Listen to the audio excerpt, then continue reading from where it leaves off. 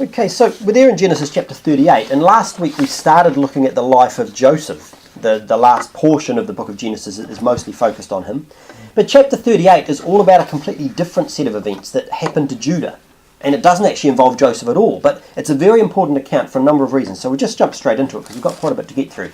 So just jump into verse number 1. It says, "And it came to pass at that time that Judah went down from his brethren and turned in to a certain Adullamite whose name was Hira. And Judah saw there a daughter of a certain Canaanite whose name was Shua, and he took her and went in unto her." So Judah took a wife of the daughters of Canaan. Now, we aren't told what her name was, we just know that she was the daughter of Shua. Okay, that actually does tell us, although it doesn't say here, it just says he went in unto her. But if we look down in verse number 12, in the process of time, the daughter of Shua, Judah's wife, died. So we see, although he took her and married her, she became his wife, he went in unto her. Look at verse number 3. "And she conceived and bare a son, and he called his name And she conceived again and bare a son, and she called his name Onan. And she had again conceived and bare a son, and called his name Shelah. And he was at Chizib when she bare him." So Judah's wife has 3 sons. She has Onan, and Shelah. And later on we're going to see that there seems to be a bit of an age gap between the older two and the youngest one. If you're reading too, you might have noticed that. Look at verse number 6. It says, "And Judah took a wife for his firstborn, whose name was Tamar." So Judah takes a wife for his firstborn. It kind of sounds like he picks the wife for her, doesn't it? It sounds like he's saying, this is who you're going to marry. That sort of might raise the question, well, arranged marriages, are they a biblical concept? Because there are countries in the world where they have arranged marriages, don't they? I think India they have a lot of marriages over there. It's like you might not have even met the person beforehand, but basically the parents will pick out, this is who you're going to marry. And that's not necessarily a biblical concept. In fact, the Bible talks about, it says that women can actually take husbands whom they choose. A good example of this is if you look in Numbers chapter 36. Numbers chapter number 36.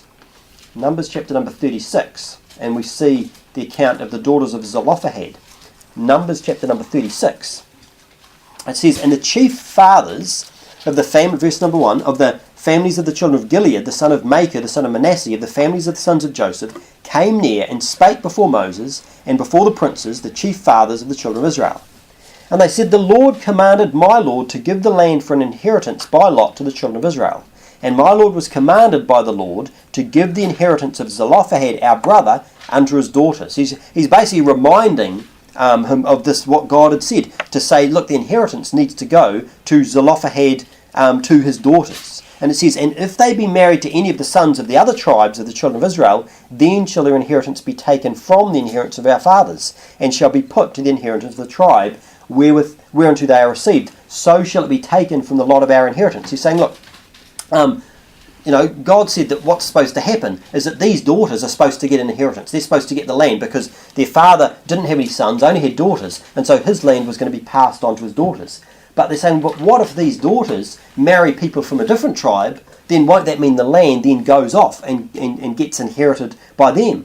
Verse number 4, it says, "And when the Jubilee of the children of Israel shall be, then shall their inheritance be put unto the inheritance of the tribe whereunto they are received. So shall their inheritance be taken away from the inheritance of the tribe of our fathers. And Moses commanded the children of Israel according to the word of the Lord, saying, The tribe of the sons of Joseph hath said well. This is the thing which the Lord doth command concerning the daughters of Zelophehad, saying, Let them marry to whom they think best. Only to the family of the tribe of their father shall they marry." So saying they can marry whoever they want to, providing it's someone from the same tribe. "So shall not the inheritance of the children of Israel remove from one tribe to tribe. For every one of the children of Israel shall keep himself to the inheritance of the tribe of his fathers. And every daughter that possesseth an inheritance in any tribe of the children of Israel shall be wife unto one of the family of the tribe of her father, that the children of Israel may enjoy every man the inheritance of his fathers. Neither shall the inheritance remove from one tribe to another tribe, but every one of the tribes of the children of Israel shall keep himself to his own inheritance. Even as the Lord commanded Moses, so did the daughters of Zelophehad. For Mahlah and Tirzah and Hoglah and Milcah and Noah, the daughters of Zelophehad, were married unto their father's brothers' sons. And when they were married unto the families of the sons of Manasseh, the son of Joseph, and their inheritance remained in the tribe of the family of their father." Now just note, when it says that they were married unto their father's brother's sons. That's not saying, I mean, think like you've got a father. Imagine if your father had a brother and then they had a son. If you married, that would be your cousin, wouldn't it? Okay. Now the Bible forbids close marriages like that. But of course, remember when the Bible talks about the fathers, it uses fathers to refer to, for example, Jesus was called the son of David. He's called the son of Abraham. And so it uses the terms fathers and the term sons. It can refer, we don't see the word like, grandson and great-great-grandson and great-great-grandson, or grandfather and great-great-grandfather. It's just the father. In other words, you've got a father, and he is a father who's also your father, and he is a father who's also your father, and your son has a son who's a son, etc. So when it's saying this, it's not that they were, because that would have been going against. Moses wouldn't have said, hey, that's fine, just marry your cousin. He's not saying that at all, okay? But the key thing we need to notice here is that he said back in verse number 6, let them marry to whom they think best. So whose choice was it for the daughters of Zelophehad? Who chose who they married? They did. He said, let them marry whom they think best. So obviously it's a case that a woman can take a husband from who they think best, who they choose. And obviously the same applies to men. Men can choose who they want to marry. Okay? It's not a case of, well, your parents are going to choose who you marry and it's their choice, not yours. No. Now, the concept of parental approval does exist, though. There is the idea of parental approval that talks about in Exodus chapter 22. Don't need to turn there, but it says in Exodus 22:16, it says, and if a man entice a maid that is not betrothed and lie with her, he shall surely endow her to be his wife. So if someone takes some unmarried person, sleeps with them, guess what? You need to marry that person. In fact, endow her to be his wife. That means you've got to pay the dowry, is where that comes from. In other words, pay the dowry because you've taken this woman, you've defiled her, you've slept with her. Guess what? You need to marry her. In that case, you don't have a choice. But then it actually says, and if her father utterly refused to give her unto him, he shall pay money according to the dowry of virgins. So if her father decides, no, you're actually a really bad egg and I'm not going to let you marry my daughter, then guess what? You've still got to pay the money anyway. You've got to pay the dowry, but you don't get to marry her. So it's like a warning against, fornication that the Bible warns against there. Did they have a marriage ceremony in the Old Testament? Different. That was called marriage. No, not at all. No, definitely. They definitely had a ceremony, but no, there is a concept where people talk about to suggest that, well, if someone slept with someone, that meant that they were married. Well, I mean, this very passage here says that's not the case, because this is saying, look, the father can actually refuse. They've slept together. But not only that, I mean, even just think of Jesus talking with the woman at the well. He says, go call thy husband. And he's like, well, actually, you've had 5 husbands. And then what else does he say? And he whom thou now hast is not thy husband. So if sleeping with someone meant that you were married to them, how could Jesus have said that? No, that's nonsense. It's an idea that's put forward by people that want to promote this idea that, this modern idea where people sleep together and they're not married. No, the idea of marriage is you make a promise, you make a vow. You make a vow to promise to be with that person till death do you part. Okay, so, but let's move on. Verse number 7. And Judah's firstborn, was wicked in the sight of the Lord, and the Lord slew him. So was wicked. We don't know what exactly he did, but obviously something that God didn't like about him. And so God killed him. Now this sometimes happens.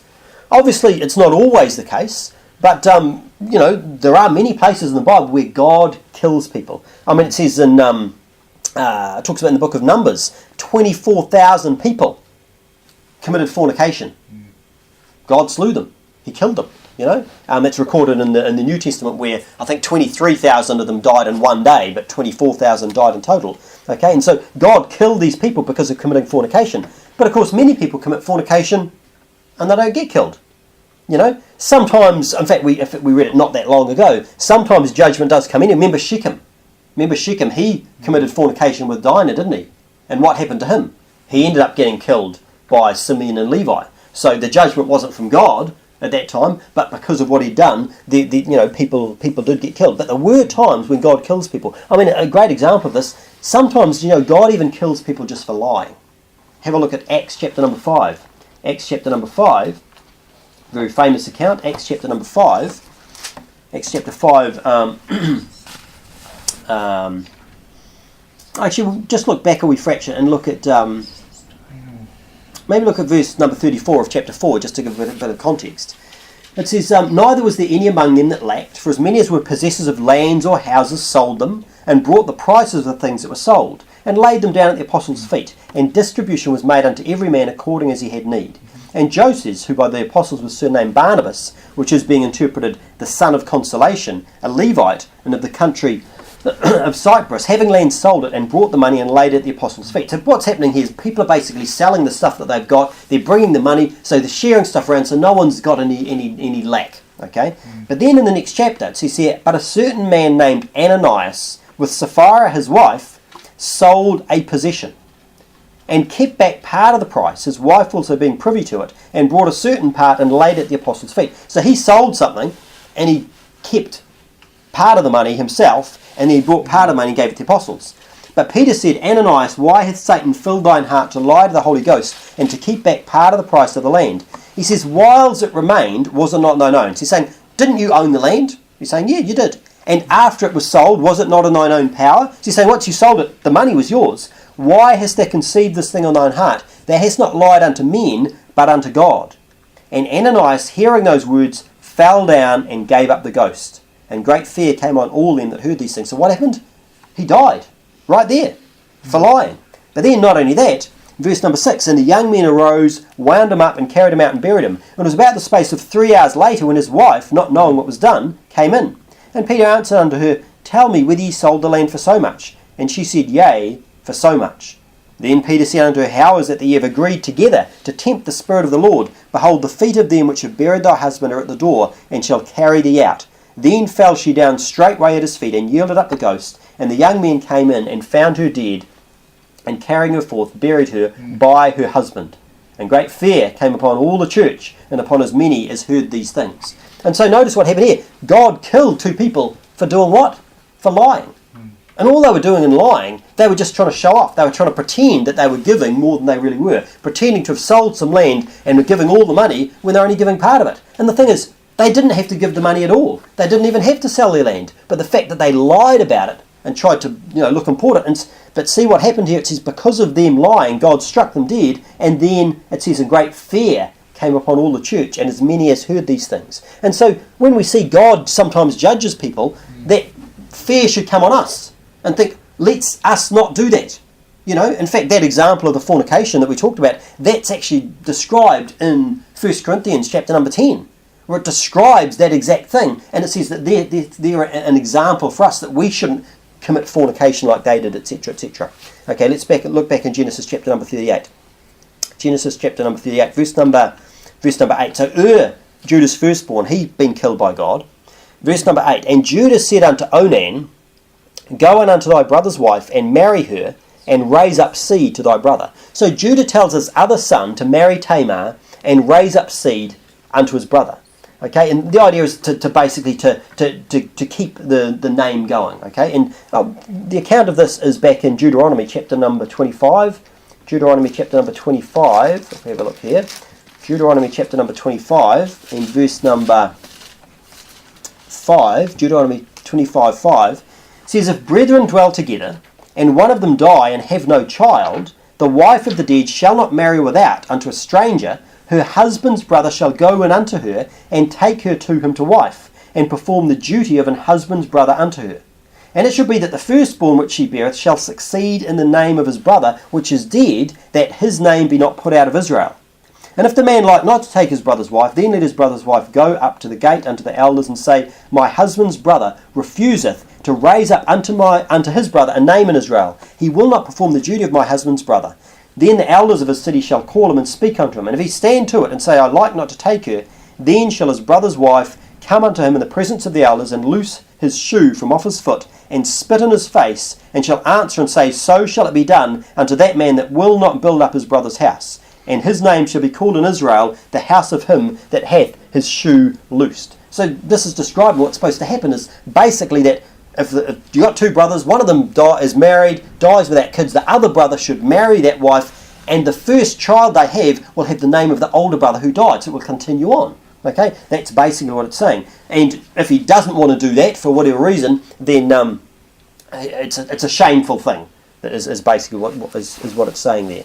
Okay, so And in fact, this is actually quite a famous story because it's actually mentioned in the three Gospels. You mention, think about when the Sadducees came to Jesus, and who didn't believe there was a resurrection, and they came up and had this story and said, actually, what about this woman? There was a certain woman, they said, and she was married to this man and he died.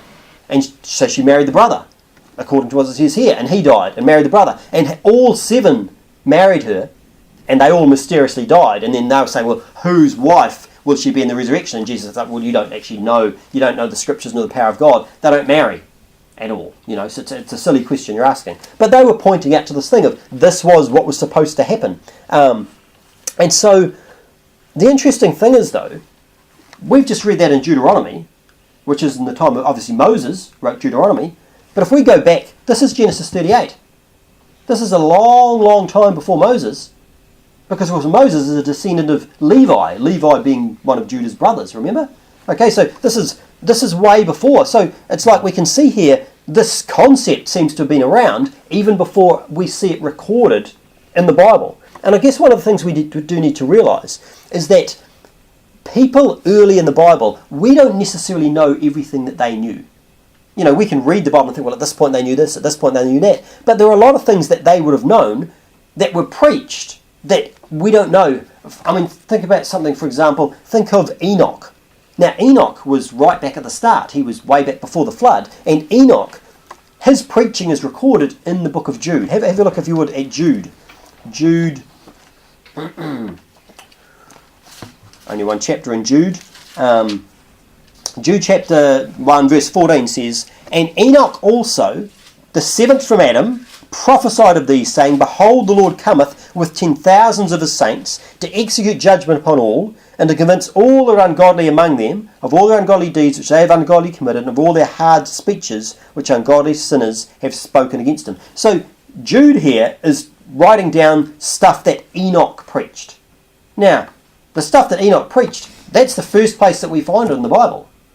Okay? And so what we need to realise is that there are things that were preached by people that we don't necessarily know what they preach. I mean, people back in Enoch's time, they knew Enoch was what was he preaching? The Lord cometh with 10,000s of his saints. That's actually describing the second coming.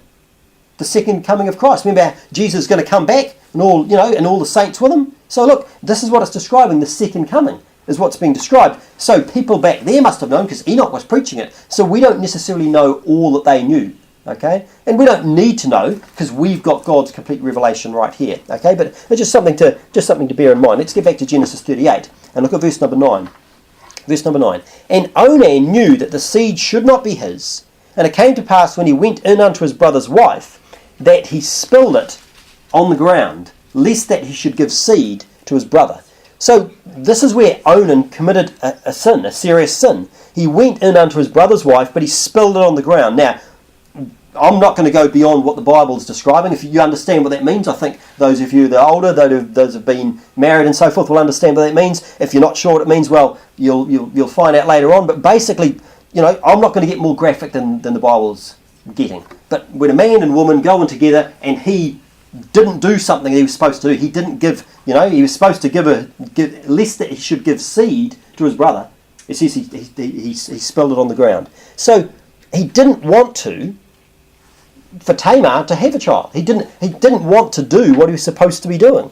Okay? And so for some reason he objected to fulfilling his duty. Whatever the motivation was, we can see what we see in this verse. This is the only example that I'm aware of birth control happening in the Bible.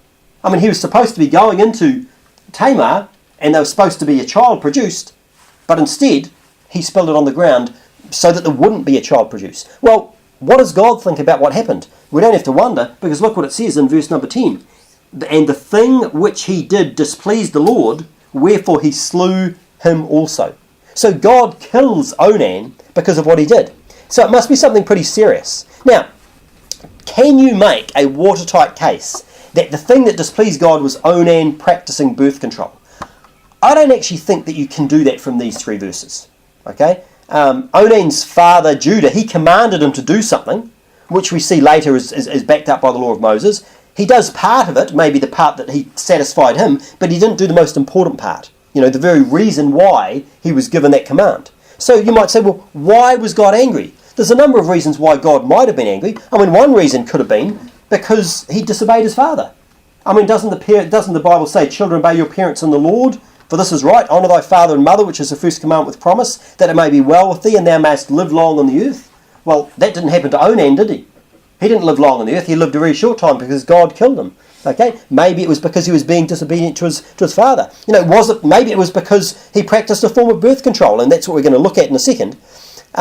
Maybe it was because he served himself and wasn't accepting the responsibility that he should have had. There's a number of different possibilities. But what I'm going to do now, I'm going to look at this option of birth control. Okay, and I'm not going to spend the whole sermon looking at birth control, but it's an important topic that I will cover in more detail on another occasion. But basically, Onan, he did something to prevent Tamar from getting pregnant. And God killed him on the spot. Now, it would make sense, surely, to investigate what was the most likely reason that God killed him. Now, the point of view that I'm going to express tonight is one that is very much in the minority. It's not just in the world at large, but even among Christians. There are some forms of birth control that are commonly practiced that I don't think anyone should ever use. And the reason for this is because they kill babies. Okay, they kill babies. It should be pretty obvious that when a woman conceives, the thing that is inside them is a child. If you would have a look at, just turn to Matthew chapter 1. Turn to Matthew chapter 1, and I'll read a verse to you from Isaiah chapter number 7. You're in Matthew chapter 1. Isaiah 7:14 says, Therefore the Lord himself shall give you a sign. Behold, a virgin shall conceive and bear a son, and call his name Emmanuel. So notice that. It says, Behold, a virgin shall conceive. Okay, now in Matthew chapter 1, verse number 18, it says, Now the birth of Jesus Christ was on this wise. When as his mother Mary was espoused to Joseph, before they came together, she was found with child of the Holy Ghost. Then Joseph, her husband, being a just man, and not willing to make her a public example, was minded to put her away privily. But while he thought on these things, behold, the angel of the Lord appeared unto him in a dream, saying, Joseph, thou son of David. So notice Joseph is also a son of David. Fear not to take unto thee Mary thy wife, for that which is conceived in her is of the Holy Ghost. And she shall bring forth a son, and thou shalt call his name Jesus, for he shall save his people from their sins. Now all this was done that it might be fulfilled, which was spoken of the Lord by the prophet, saying, and now he's going to quote what Isaiah said, Behold, a virgin shall be with child, and shall bring forth a son, and they shall call his name Emmanuel, which being interpreted as God with us. So notice, in Isaiah 7:14 it says, Behold, a virgin shall conceive and bear a son, and here it says, Behold, a virgin shall be with child. So conceiving and being with child are the same thing. So when someone conceives, guess what? They've got a child. Right from the point of conception, they have a child. Okay? Now, from a medical or a scientific point of view, conception is the point at which you have 23 chromosomes in the female's egg, you have 23 in the male's sperm, they join together and form a new human life which has 46 chromosomes. They've got their own distinct DNA of the child, whether it's a little boy or a little girl. Okay?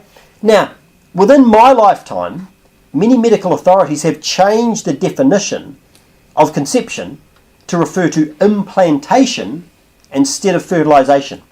And the reason they've done this is to hide the fact that many modern birth control methods are causing early silent abortions that the mother doesn't even know about. Okay, now I just want to read you a wee bit from an article about, do birth control pills cause abortions? Now it says here, in order to prevent pregnancy, birth control pills employ several mechanisms. First, synthetic hormones may convince a woman's body that she's pregnant. So that's the first thing. When a woman takes birth control pills, the idea of these hormones is to make her body think that it's pregnant.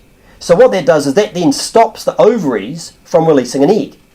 The pill also makes it difficult for the sperm to reach the egg because the hormones thicken the cervical mucus, and so it makes it difficult for the sperm to live and also to move around. The pill also creates changes in the uterus and fallopian tubes that can interfere with the transport of the sperm.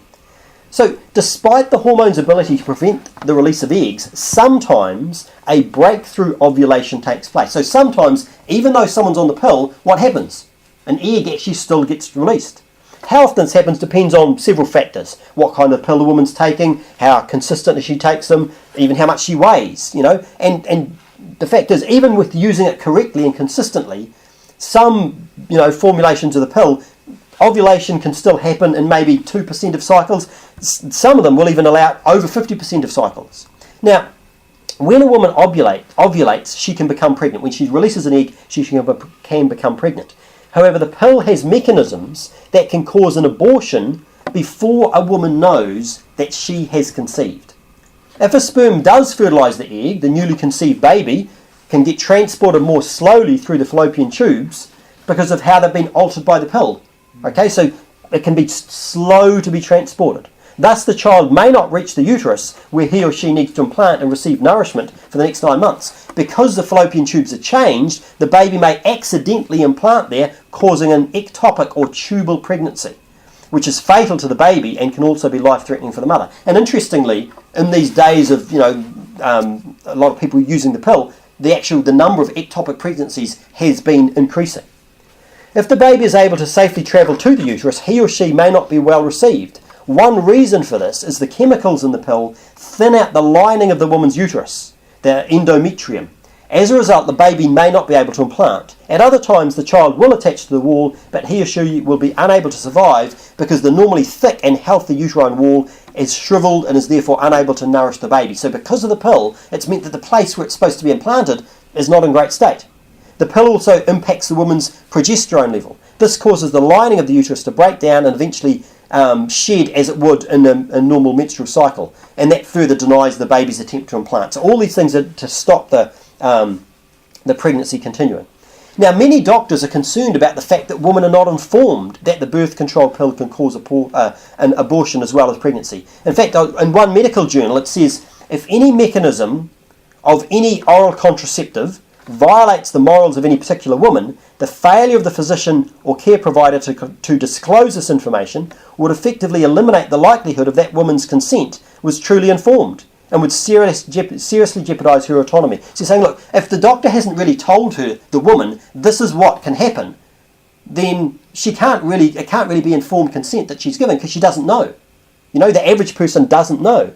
Furthermore, there is potential for negative psychological impact on women who believe in human life begins at fertilisation. Many people, myself included, believe that human life begins at fertilisation, and if they haven't been given informed consent about these oral contraceptives, they later learn of the potential for post-fertilisation effects of them, and the response could be they could be disappointed, they could be angry, they could feel guilt, sadness, rage, depression, or a sense that they haven't been they've been let down by their health provider. Okay? Now, unfortunately, not all doctors are aware that the pill can act as something that produces an abortion.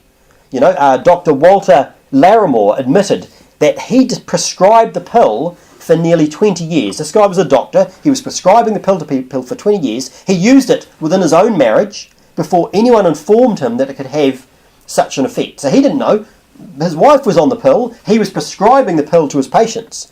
When another doctor clued him in, he said he'd never heard of such a thing and that the claims seemed to be outlandish, excessive and inaccurate. So when someone said, hey look, do you know that contraceptive pills can cause abortions? This doctor said, that's a load of rubbish. Can't be true. Okay, he said that's excessive and inaccurate. He began a review of the medical literature and the reason for it was to disprove these claims to his wife, to himself, to any patients who might ask about it. However, what he discovered compelled him to stop using the pill in his medical and personal life. When he reviewed the information, he realised how many doctors and patients were ignorant of the fact that the pill can cause abortions. He says it was a humbling realisation, considering that ever since the 1970s, if you looked at the patient package insert for birth control pills, it actually says that this pill reduces the likelihood of implantation. So that's exactly what it's saying. It's saying because at the most simple level, you've got the egg is so the ways that a birth control pill can work. Firstly, it can say try and convince the mother that you're already pregnant, so don't release an egg, and that can work a lot of the time. But it doesn't always work. So sometimes an egg still gets released. It can also change the mucus, and it can make it hard for the seed and the egg to come together. Okay, prevent fertilisation. Once again, there's no life involved here with any of these things so far. But then the third thing it can do is it can mean that if fertilisation does happen, so the egg and the sperm, they come together, and you've got that new life formed. In fact, I'll read something about that in a wee minute. You've got that new life formed. What it can then do is it means that life then comes down. It makes it hard for it to make it to the place it's supposed to be, the uterus. And also, when it gets there, the environment that's created, it's not welcoming. It's hostile. It's not a place where it can't easily implant.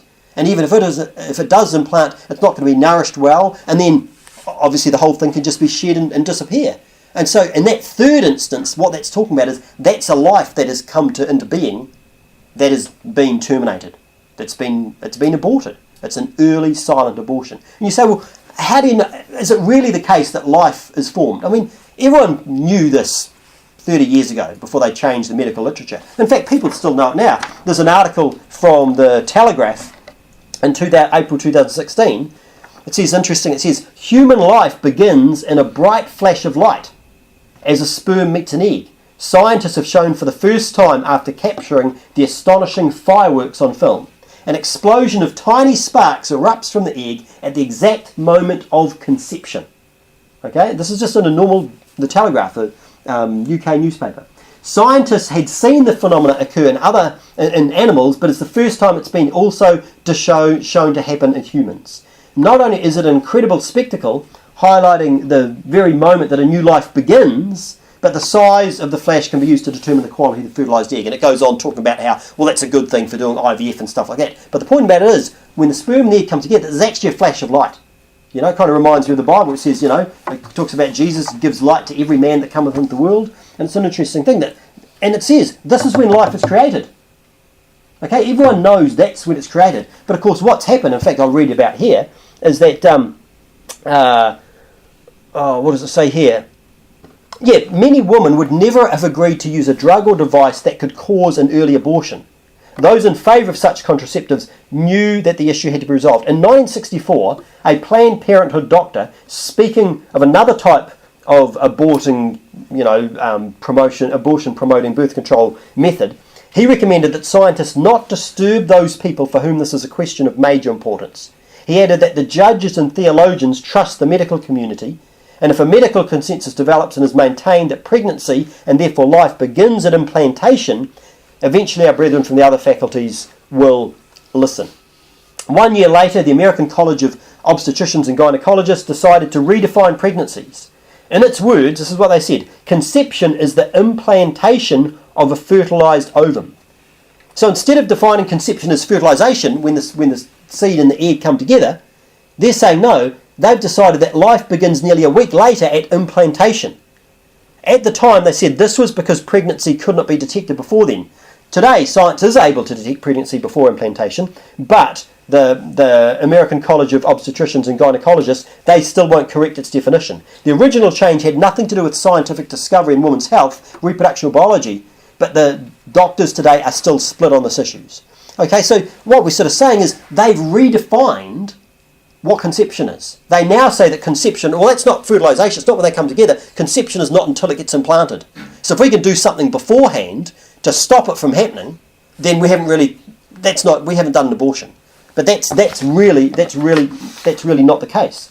Now, there's a number of other birth control methods. That was just talking about basically birth control pills. There's lots of other methods like IUDs, which is it's called an intrauterine device. Basically, it's a thing that gets implanted in a woman. And IUDs, they work.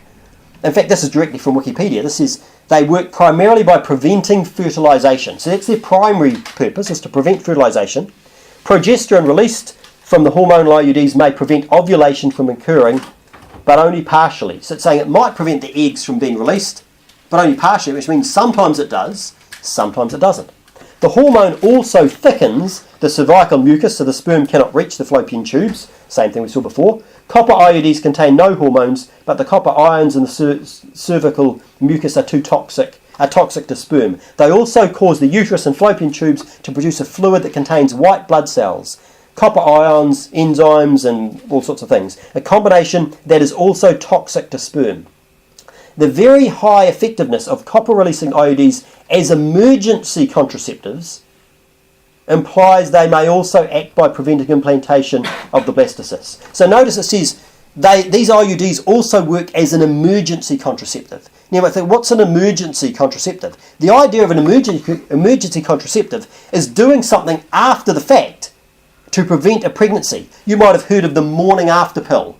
People heard of the morning after pill? The idea is that, someone's done something, they realise, hey, I could be pregnant, so they're going to do something quickly to prevent a pregnancy from taking place. But of course, since fertilisation can take place in a matter of hours, how can you do something the next day to prevent it from happening? You can't. Okay? And if an IUD does, then, and it's like over 99% effective, then obviously what it's doing is it's preventing that implantation from taking place. Because, you see, it doesn't just need to rely on, it doesn't just prevent like an egg from being released or slowing down the progress. It can prevent the successful implantation in the uterus wall, and so that it can't implant. So it's like they've come together, they've joined, they're on their way, but when they go to get to where they're supposed to be implanted, it's hostile. They can't survive there, and so it gets shed. The abortion, a silent abortion, takes place. As far as she's concerned, it's just like she just has her period. And so, sometimes also, we talked about this before, the child will attach to the wall, but it won't be able to survive because it was healthy, and now it's like, it doesn't nourish them, all that sort of stuff. Now, just an interesting thing here. The standard amount of estrogen in birth control pills in the 1960s and early 70s was 150 micrograms. So estrogen, this is this hormone that's supposed to convince the woman that she's pregnant. Okay? And they used to use a whole pile of it. And this comes from an obstetrics textbook. But then it says the use of estrogen-containing formulations with less than 50. So it used to be in the 60s and 70s, it was 150 micrograms. But then they changed to less than 50 micrograms of estrogen, steadily increased to 75% of all prescriptions in the United States in 1987. In the same year, only 3% of them contained more than 50 micrograms of estrogen. Because the higher dose estrogen formulations have a greater incidence of adverse effects without greater efficacy. They're no longer marketed in the United States. So basically the idea is that, and some of the side effects was, if you had these birth control pills that had a lot of estrogen in them, then they would have side effects like blurred vision, nausea, cramping, irregular menstrual bleeding, migraine headaches, increased incidence of breast cancer, strokes, heart attacks, some of which led to fatalities. Okay, so if you have these high estrogen, which is what they were at the start, if you have these ones, they're going to have all these side effects, which women are not going to like that, are they? So what they introduced was basically low dose estrogen birth control pills. Beginning in the mid-70s, the manufacturers of the pill steadily decreased the content of estrogen and progestin in their products. The average dosage of estrogen in the pill declined from 150 down to 35 micrograms. Okay, and because of doing this, that means that breakthrough ovulation is much more likely to occur. Like with the original ones, it would still occur very rarely, 1 or 2% or something.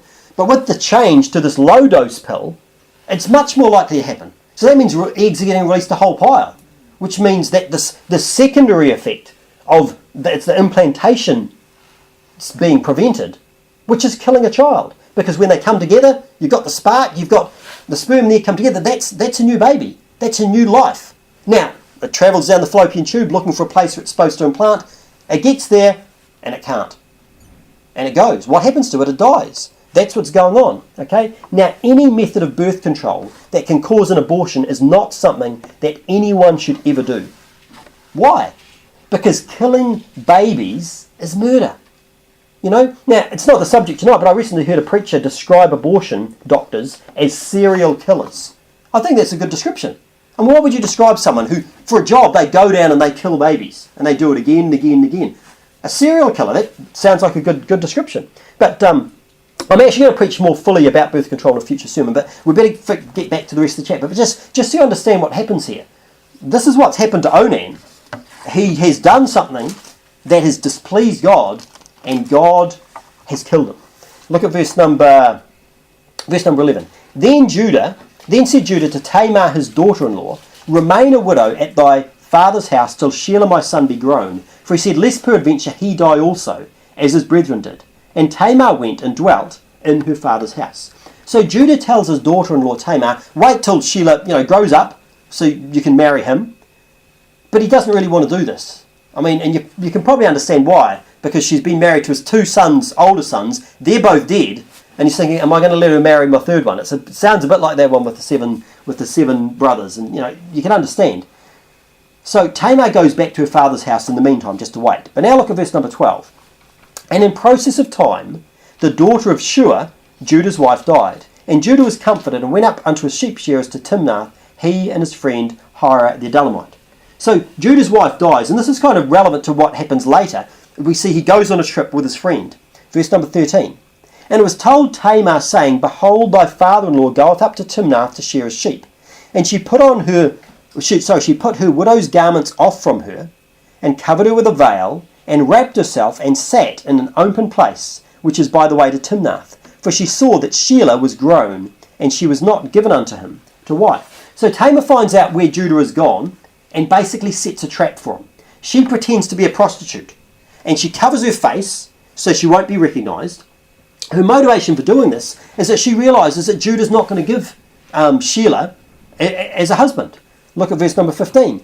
And when Judah saw her, he thought her to be an harlot, because she covered her face. So Judah gets fooled by her disguise. It's not because she's covered her face that's why I think she's a harlot. She's obviously dressed like a harlot, sitting at the roadside waiting for anyone to come into her, but she covers her face because otherwise he'd recognise her, because she was his daughter-in-law. Okay, verse number 16.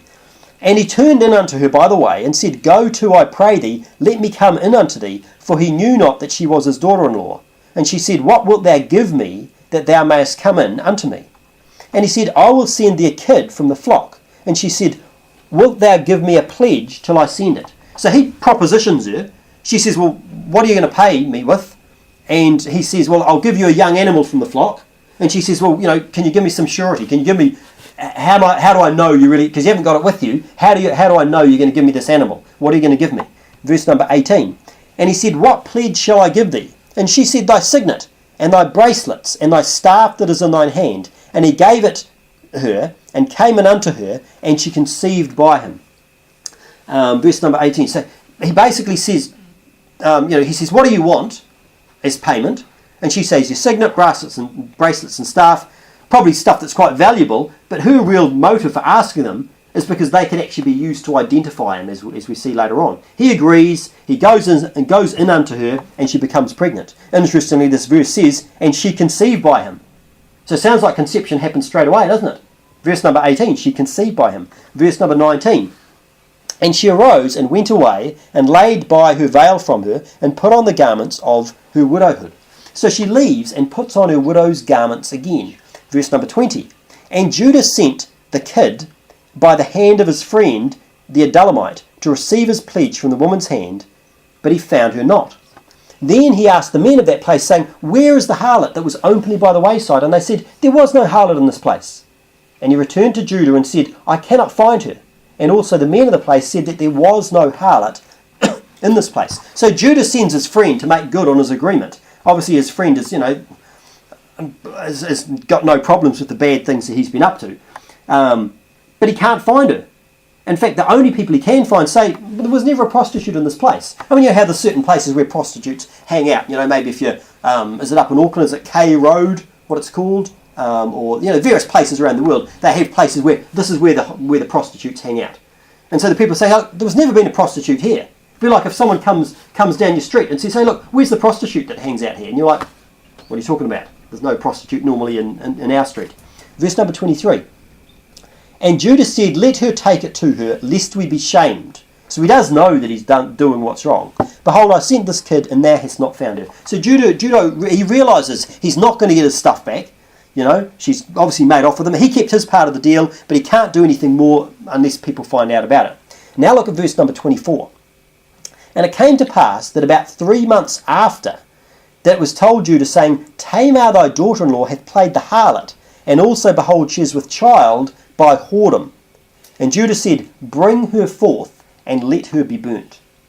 Okay, so 3 months later, people realise Tamar is pregnant, obviously beginning to show or something, and Judah wants her to be burnt. Now, that sounds pretty extreme, doesn't it? That sounds a pretty extreme thing. Now, there were actually in the law of Moses a couple of instances where someone was to be burnt with fire.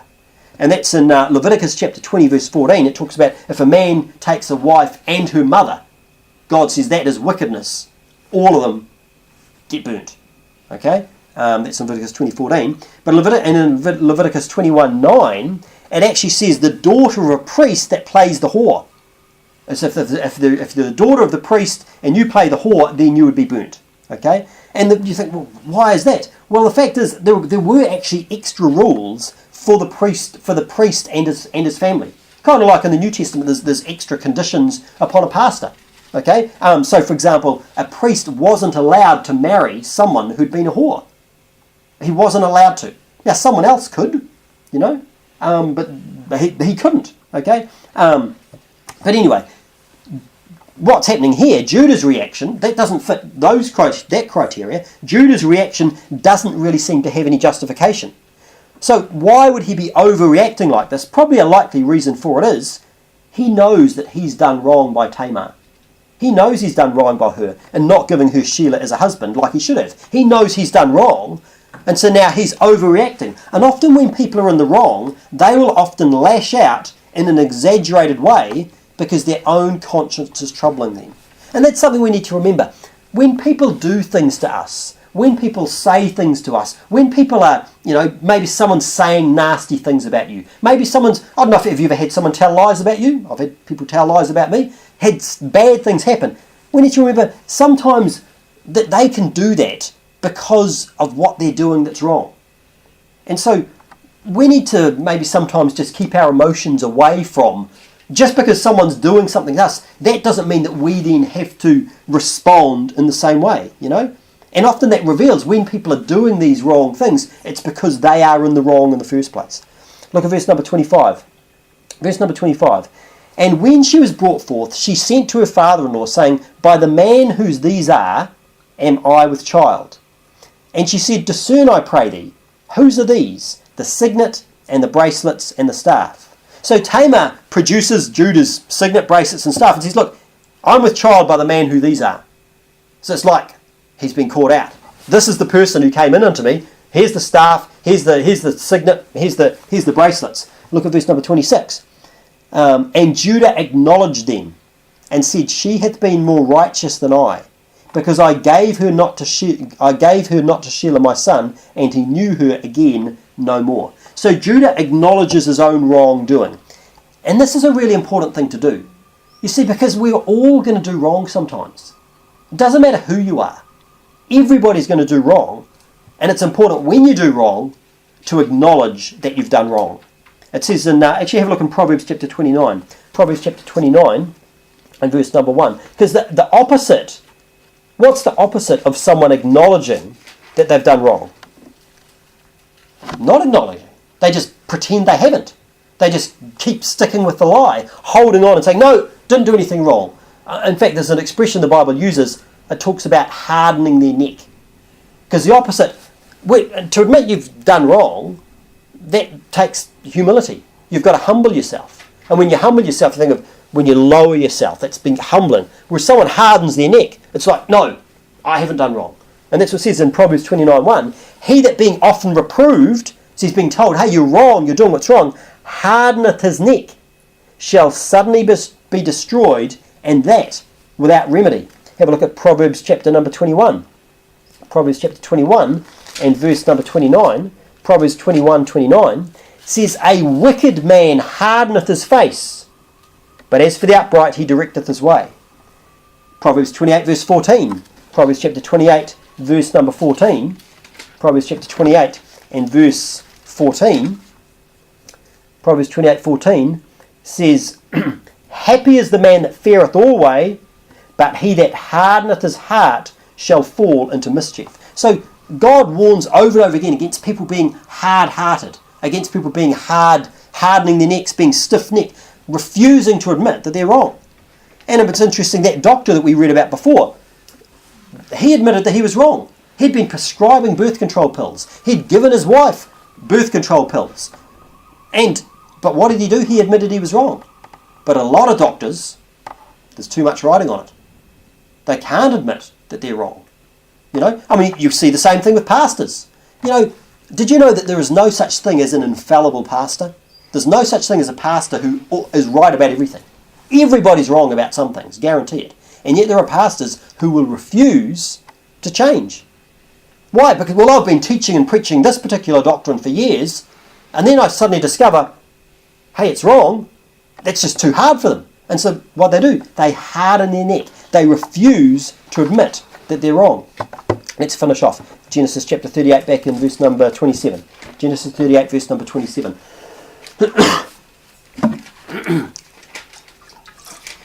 Verse 27. And it came to pass in the time of her travail, that behold, twins were in her womb.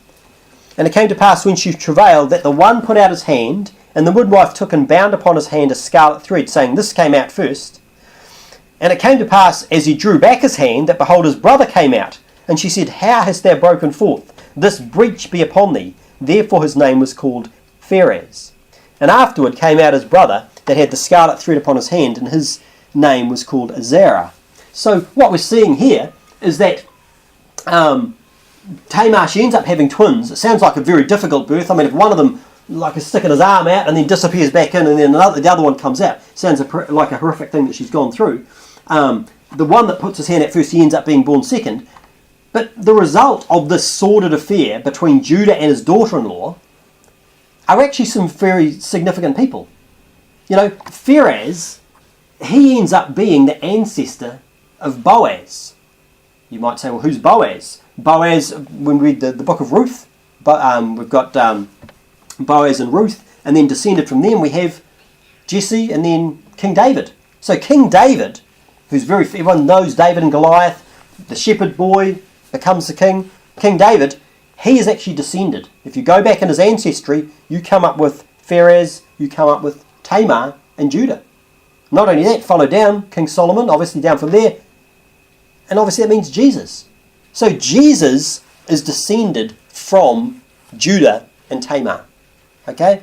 And so God can still bring good things out of what is a really bad situation, a horrible situation. You know, and to be honest, we've looked at some pretty unpleasant things tonight. I mean, the birth control practices used by so many people today are actually causing a silent holocaust. People know about the abortion holocaust, the thousands of babies that are being killed. But how many people realise about all the babies being killed that no one even knows about? Okay? We all know abortion's a wicked sin, but how many people realise what birth control pills are doing? Most people don't. But the Bible makes it really clear. God knows us before we're born. It says in Jeremiah 1 verse 5, it says, before I formed thee in the belly, I knew thee. And before thou camest forth out of the womb, I sanctified thee and ordained thee a prophet unto the nations. Every baby, God knows them all. From the moment of conception, he knows exactly who they are. Have a look at Psalm 139. Psalm 139. Psalm 139 and verse number 13. Psalm 139.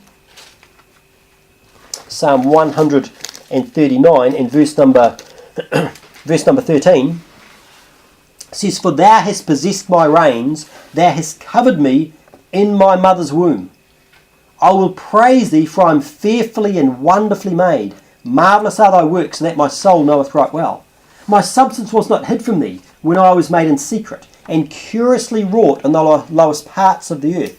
Thine eyes did see my substance, yet being imperfect, and in thy book all my members were written, which in continued to fashion, when as yet there was none of them. The Bible makes it really clear that we're fearfully and wonderfully made, and God knows us, even in our mother's womb. It says, my substance was hid from thee when I was made in secret, curiously wrought in the lowest parts of the earth. We looked at that another time, about how there are even elements that come out of volcanoes from the heart of the earth that are contained within the human body. But God knows us right from the very start.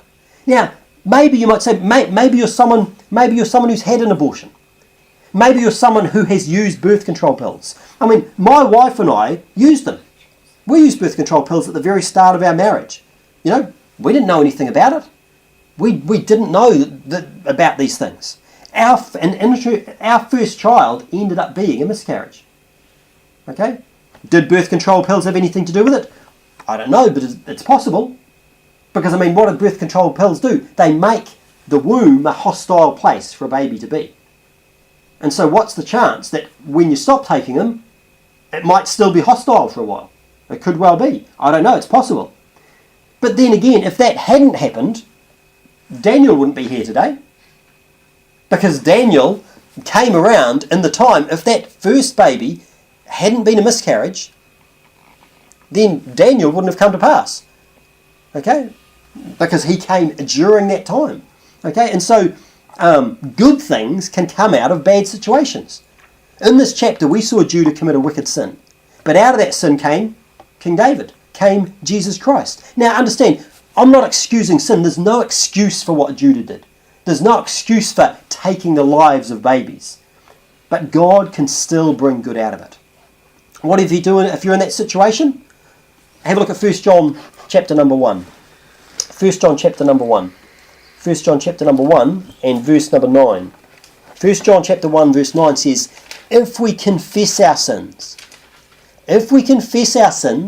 He is faithful and just to forgive us our sins and to cleanse us from all unrighteousness. When we do wrong, we should confess to God. Tell God, look, I'm sorry that what I did was wrong. I shouldn't have done this. Confess it to God. And not only that, have a look at Proverbs 28. Last scripture we'll turn to, Proverbs 28 and verse number 13. Proverbs 28 and verse number 13. Proverbs 28 verse 13 says, he that covereth his sins shall not prosper, but whoso confesseth and forsaketh them shall have mercy. So we should confess it to God, but not only that, forsake it. In other words, don't say, hey, look, I'm sorry, God, for using birth control pills, and look, this is what's happened. But then stop doing it. And that applies to any situation in your life. Whatever it is that you've been doing that's wrong, confess it to God, and then forsake it, and start doing what's right. And it doesn't matter what's gone on before. You know, the Bible says, forgetting what's before. You know, reaching forth to those things which are before, pressing toward the high mark. And so, no matter what's happened in our past, we can move on, and we can do what's right. We can make those right choices. In this chapter, we saw bad choice after bad choice. It led to some pretty bad things going on. And in our lives, we've got those bad things. But we can change and make right choices. And when we do, God has promised that He will bless us. Okay? So let's pray. Gracious Lord, we thank You for Your word, and thank You for the example that we see here. Something that we don't want to do. We don't want to do sins that would cause You to strike us dead. And also, Lord, we don't want to commit sins that are going to cause wicked things to go on. Babies dying, Lord. It's a horrific world that we live in, where these things are accepted as being commonplace and it's all fine. But Lord, it's not fine. You know every unborn child. You form every unborn child. And Lord, please help us to speak out for those who can't speak out for themselves. We thank You and praise You and love You in Jesus' precious name. Amen.